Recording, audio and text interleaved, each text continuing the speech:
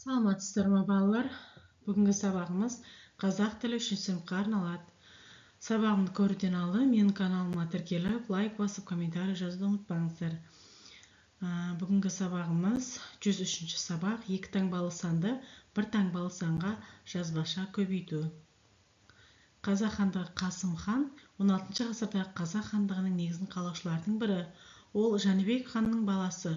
Оның арманы қазақ елінің тәуелсіздігі еді және ол арман орындалды. Бірінші есебімізде сандарды ондықтарының кему реті бойынша орналастырып, Қасым ханның шығарған заңның қалай аталатынын оқы.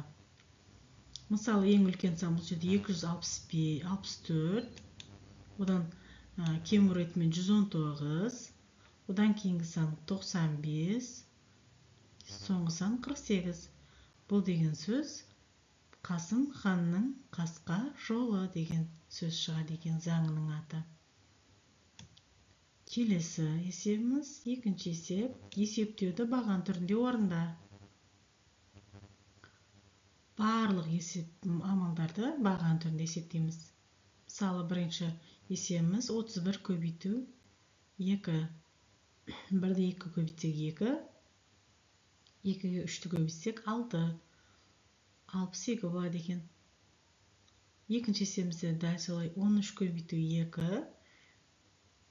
Әуелі 3 пен 2-ні көбейтіп аламыз, артында одан кейін барып алдыңғы сандарды көбейтеміз. 26 болады. Сіздер дәл осылай барлығын есептерді жазып алсаңыздар болады. Балалар баған түрінде жазады екенбіз. Келесі есебіміз үшінші есеп. Амалдарды орындалу тәртібін анықта. Мұны да баған түрінде жазамыз. Мысалы, 1000 алу жақша ішінде 425 алу 403 көбейту 4 тең болады 912. Бұл жерде ең жақша ішіндегі амалды орындаймыз. Бірінші 425 алу 403, 5-тен 3 алсақ 2, 2-ден 0 алсақ 2 болады, 4-тен 4 алсақ 0 болады, 22 болады. Ал 22-ні одан кейін 4-ке көбейтеміз. 4-ке көбейтсек 88, 1000-нан аламыз 88-ді. 10-нан 8-ді алсақ 2 болады. 0-дан 8-ді аламаймыз, 1 алам. 1 алып тұрамыз 10-нан, біреуін. Сосын ол 10 болады, 10-нан 8 алсақ 2 болады. Мына жерде де 10 деген сөз. 10-ның біреуін алып тастасақ 9 болды. 9-дан 8 алсақ 1 болады. Мына жерде 10-ның бірін алғанбыз 9 болады. 912 болады. Дәл осылай жауабы осылай шығады. Мен кейінгі есептерді баған түрінде жазып қойдым балалар. Сіздер көшіріп алыңыздар. Екінші амал мынау. Ал үшінші, төртінші амал мұнда міне. Мұны да бірінші жақша ішіндегін азайтып, одан кейін көбейтіп, одан соң қосып жауабын шығарамыз. Баған түрінде есептесеңдер балалар, өздерің оңай, тез есептесіңдер, оңай болады. Және амалды рет-ретімен орындау керек. Мына жерде 32 көбейту 3, 2-ен 1 көбейтіп аламыз 96, 44-ті 2-ге көбейтіп аламыз 88, одан соң 96 мен 88 қоссақ 184 болады. Дәл осылай ретімен шығарамыз. Келесі есебіміз төртінші есеп. Есеп теңдеудің көмегімен шығар дейді. Бізге тапсырма берілген. Тапсырмада бірінші қазақ халқының тарихы туралы фильмді 900 адам көрді. Оның 325 ересектер, қалғаны балалар. Фильмді қанша бала көрді? X балалардың саны деп аламыз. Мұның теңдеу түрінде 325-ті қосамыз. Балалар санына X деп аламыз, тең 900 болады. X табу үшін 900-дан 325-ті аламыз. X тең 575 болады. Орнына қойсақ 900 болады. Екі жақта 900 болады. Тең болады екен. Тапсырмасында кітапханада қазақ халқының тарихы туралы 118 кітап бар. Жаңа кітаптар әкелгеннен кейін 265 кітап болды. Неше жаңа кітап әкелінді? Жаңа кітаптарды X деп аламыз бұл жерде де. 118 кітапты қосамыз. X-ге тең 265. X табу үшін 265 алу 118. X тең 147. Орнына қойсақ 118 қосу 147, 265 болады. Бұл жақта 265, екі жақ тең болады. Теңдеулеріміз дұрыс шығады. Келесі есебіміз 5-ші есеп. Сызбаны пайдаланып отырып, 3 амалмен шығарылатын есептер құрастыр дейді.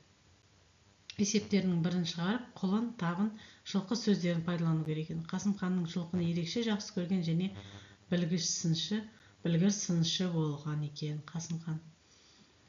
Мысалы, жылқыны бірінші тапсырмада жылқы 20-дан 2, құлын 15-тен 3 деп алады екенбіз. Барлығын санын табуымыз керек екен жануарлардың. Шешуі 20-дан 2 болса, 20-дан 3 болса, 3-ке көбейтеміз 60, 15-ті 3-ке көбейтсек 45. Яғни 60-ты 45-ке қоссақ 105 екен. Барлық жануарымыз 105 екен. Келесі тәсілімізде жылқы 25-тен 3 екен. Құлын 20-дан 2. Енді артығын табуымыз керек. Қай жануардың артық екен. Мысалы, шешуінде 25 көбейту 3 75, 20 көбейту 2 40 болады. Сонда 75-тен енді 40-ты алып тастаймыз. 35 болады. Сонда жылқымыз құлынға қарағанда 35 артық жылқы бар екен жануар. Келесі есебіміз 6-шысы. Кестедегі санды деректердің пайдалана отырып, бір амалмен орындалатын есептер құрастырды. Бізге осылай кесте берілген, осылай кесте сызып аласыздар балалар. Байғасы, саны және құны. Бізде құнын табу керек. Құнын табу үшін құн тең баға көбейту саны деп аламыз, формулаға қоямыз. Сонда бірінші қатардағы 24 көбейту 2 тең 8 болады екен құны. Екінші қатардағы құн тең 33 көбейту 2 тең 99 болады екен. Үшінші қатардағы 13 көбейту 3 39 болады екен. Дәл осылай құндарының бағасын шығарып аламыз балалар. Дәл осылай жазып алсаңыздар болады. 7-ші есеп. Кесте бойынша өрнектер құрастыр және жаз депті. Бізге осылай кесте берілген, өрнектер құрастырамыз енді. Мысалы, 1000 азайғыш, азайтқыш 400 көбейту 2 айырманың мәні дейді. Бұл жерде 1000 алу 400 көбейту 2 дейді. Ең әуелі көбейту амалын орындаймыз. Бұл жерде 800 болады, 1000-нан 800 алсақ 200 болады. 450 алу 32, 32-ні 2 көбейтсек 64, 450-дан 64 алсақ 386, 300 көбейту 2 алу 24 көбейту 2 600 болады, көбейтсек 24-ті 2 көбейтсек 48, оны 6 алсақ 352 болады. Дәл осылай жазып қоясыздар балалар. Келесісі баған түрінде жазып, өрнектерінің мәнін тап дейді. Мен сіздерге осы есептер амалдардың барын баған түрінде жазып қойдым. Мысалы, 41 көбейту 2 болса, ең әуелі арттағы сандарды көбейтеміз. 1-ге 2-ні көбейтеміз 2, 4-ге 2-ні көбейтеміз 8, 82 болады. Дәл осылай басқа амалдарды да өрнектерді баған түрінде жазып алыңыздар балалар. Көшіріп. Мұнда да мына есептерді баған түрінде есептедім. Екінші тапсырманың тапсырмасында 23 көбейту 3 ең әуелі көбейту амалдары орындалады, одан кейін барып қосу амалы орындалады. Мінекей жауаптары дәл осылай баған түрінде жазып алсаңыздар болады.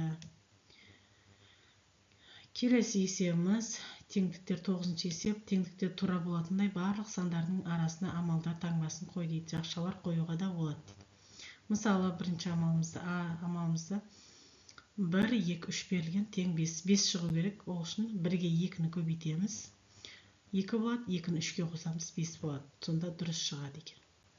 Сандарды араларына қосу, азайту амалдарын дұрыс қойымыз керек. Сонда жауабы дұрыс шығу керек. Мысалы, екінші тапсырмасында да жақша ішінде 1 мен 2-ні қосып аламыз. Одан кейін 3-пен көбейтеміз, одан кейін 4-тен аламыз. Тең болады, 5 болады. Жауап дұрыс шығады екен сонда. Дәл осылай жазып аласыздар балалар. Менің сабағыма тіркеліп кетіңіздер. Келесі сабақтар жіберіп алмау үшін қоңырауша түймесін басып қойыңыздар. Менің каналымда қазақ тілі және математика пәндері 2-ші және 3-ші сыныпқа арналған сабақтар жүргізіледі. Келесі кездескенше сау сәлеметте болыңыздар.